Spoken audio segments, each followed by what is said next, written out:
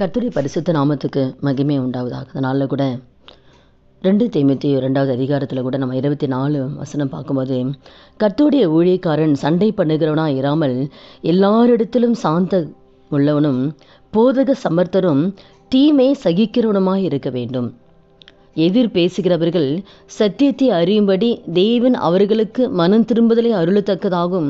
பிசாசானுடைய இச்சையின்படி செய்ய அவனால் பிடிபட்டிருக்கிற அவர்கள் மறுபடியும் மயக்கம் தெளிந்து அவன் கண்ணிக்கு நீங்கத்தக்கதாகும் சாந்தமாய் அவர்களுக்கு உபதேசிக்க வேண்டும். அதனால கூட இந்த பகுதியில் நம்ம பார்க்கும்போது ஒரு கர்த்தருடைய ஒரு ஊழியக்காரர் எப்படி இருக்கணும் அப்படின்னா, அவங்க சண்டை போடுகளை நம்ம இருக்கவே கூடாது. அவங்க எல்லாரிடத்திலுமே வேதம் என்ன சொல்லுதுன்னா, எல்லாரிடத்திலும் சாந்த குணமுள்ளவனாக இருக்கணும். எல்லாரிடத்திலும் எல்லா சூழ்நிலையிலும் சாந்த குணமுள்ளவனாக நாம் இருக்கணும்னு சொல்லி வேதம் நமக்கு சொல்லுது. அவன் போதக சமர்த்தனும் தீமையை சகிக்கிறவனுமாக இருக்கணும். அப்போது தீமையே வராதுன்னு கிடையாது.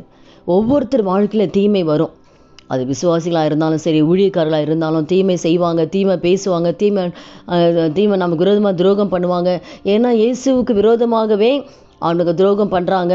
கூடவே யூதாசு காட்டி கொடுக்குற யூதாசு கூடவே தான் இருந்தார். ஆனால் ஒரு நாள் கூட ஆண்டவர் யூதாசுக்கு விரோதமாய் பேசவே இல்லை.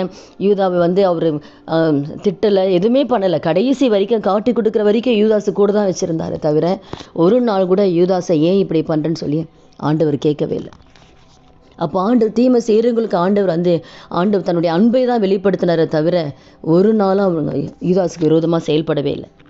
அப்போ வேதம் என்ன சொல்லுதுன்னா, நமக்கு அவங்க என்ன நிலைமையில் இருக்கிறாங்கன்னா, அவங்க எதிர் பேசுகிறவங்க, எதிராக நடக்கிறவங்க, அவங்களுக்கு விரோதமாக தூஷிக்கிறவங்க, அவங்களுக்கு விரோதமாக நடக்கிறவங்க எப்படி இருக்காங்கன்னா, அவங்க மனம் திரும்புதல் வரணும், அவங்க மனம் மாறணும்னு சொல்லி நம்ம ஜெபிக்கணும். அதே போல் அவங்க பிசாசோட இச்சையின்படி செய்ய அவனால் பிடிபட்டு இருக்கிறாங்க. பிசாசு அவனுடைய திட்டத்தின்படி செய்யறதுக்கு அவனால் பிடிபட்டு இருக்கிறாங்க, நமக்கு விரோதமாக பேசுகிறவங்க. அப்போ நாம் என்ன செய்யணும், அப்படிப்பட்டவங்க அதுலேருந்து வெளியில் வர்றதுக்கு சாந்தமாக உபதேசிக்கணும்னு வேதம் சொல்லுது. அப்போ அவங்க கடிந்து கொள்ளுதலோ, அவங்கள நம்ம சத்தம் போடுறதோ, அவங்களுக்கு விரோதமாக நம்ம பின்னாடி பேசுகிறதோ அதனால் ஒரு பிரயோஜனம் கிடையாது. அப்போ அந்த ஆத்துமா மறுபடியும் மனம் மாறணும். அந்த ஆத்துமா மறுபடியும் நம்ம ஆண்டோடைய அன்புக்குள்ளே வரணும்னு சொன்னால் அவங்ககிட்ட நம்ம சாந்தமாய் நம்ம உபதேசிக்கணும், அன்பை செலுத்தணும். வேதம் அதுதான் சொல்லுது. எல்லா சூழலையுமே நம்ம அன்பை செலுத்தணும். நம்ம நேசிக்கலே நேசித்த பிரயோஜனம். நமக்கு விரோதமாக பேசுகிறவங்க, தூஷிக்கிறவங்க, நமக்கு விரோதமாக செயல்படுறவங்களை அன்பு செலுத்தும் போது அந்த அன்பு அவங்கள மாட்டும். ஏன்னா அதனால கூட மத்தேயுல கூட பார்க்கும்பொழுது யோசேப்பு நீதிமானாக இருந்து அவளை அவமானப்படுத்த மனதில்லாமல் ரகசியமாக தள்ளிவிட யோசனை. அவன் நீதிமானாக இருக்கிறனால தான் மரியாதை அவமானப்படுத்த அவனுக்கு விருப்பம் கிடையாது. ரகசியமாக தள்ளிவிடலாம் அப்படின்னு சொல்லி அவன் யோசனையாக இருக்கிறான். அப்போ நீதிமான் யாரையுமே அவமானப்படுத்த மாட்டான். நாம் எப்படி இருக்கிறோம், நாமே ஆராய்ந்து பார்க்கணும். நம்ம யாரையாவது அவமானப்படுத்துகிறோமா, நம்ம யாருக்கு விரோதமாய் பேசுகிறோமா, நமக்கு விரோதமாய் மற்றவர்கள் அவமானப்படுத்தும்படி நம்ம யாருக்கு விரோதமாக செயல்படுறோமா, பேசுகிறோமா. நமக்கு விரோதமாக பேசுவாங்க, ஆனால் நமக்கு தீமையை சகிச்சு தான் ஆகணும். கர்த்தரை வணங்கினா தீமை வரும், சகிச்சு தான் ஆகணும். ஆனால் நம்ம சகிக்க முடியல, ஆனால் நம்ம பேசுகிறோம், அதுக்கு விரோதமாக பேசுகிறோம். அவங்க மனம் மாறும் நமக்கு ஜெபிக்கிறது கிடையாது.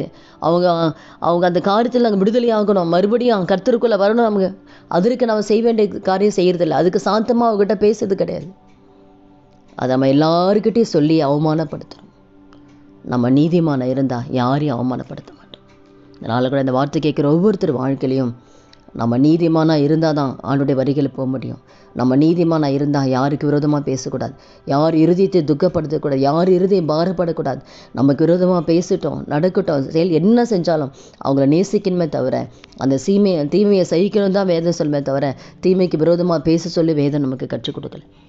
அதனால் ஒப்பு கொடுக்கலாம். ஆண்டவரே, இதுவரைக்கும் நான் பேசியிருக்கலாம், ஆனால் இனி வரைக்கும் நாட்களில் எனக்கு விரோதமாக யார் பேசினாலும் சரி, யார் செயல்பட்டாலும் சரி ஆண்டவரே, நான் அவங்களுக்கு விரோதமாக நான் பேச மாட்டேன், அவங்கள அவமானப்படுத்த மாட்டேன் ஆண்டவரே, அவங்களை குறித்து நான் யாருக்கிட்டையும் பேச மாட்டேன் ஆண்டவரே. ஜெபிக்கலாமா? துதிகள் மத்தியில் வாசம் செய்கிற நல்ல தகப்பனே, இயேசு கிறிஸ்து நாமத்தில் சமூகத்தில் வருகிற நாள் ஆண்டவரே, நீதிமானாய் யோசேப்பு நீதிமானாய் இருந்து ஆண்டவரே அப்பா அவமானப்படுத்த மனதில்லாமல் இருந்த ஆண்டவரே, நாங்களும் நீதிமானாய் வாழ ஆவியானவர் உதவி செய்யுங்கப்பா. யாரை குறித்து பேசாமல், யாருக்கு விரோதமாக ஆண்டவரே அப்பா நாங்கள் செயல்படாமல், நாங்கள் தீமையை சகிக்கிறவர்களாக எங்களை மாற்றுங்க ஆண்டவரே. உடைய கரத்தில் ஒப்பு கொடுக்குறேன்ப்பா.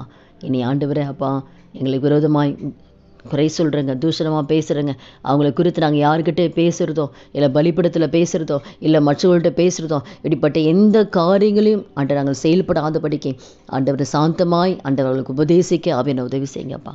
அதை ஏற்றுக்கொள்ளக்கூடிய இருதயத்தை கற்றுக் கொடுங்க. எல்லா மகிமையும் உமக்கே செலுத்துகிறோம். இயேசுவின் நாமத்தில் பிதாவே, ஆமென்.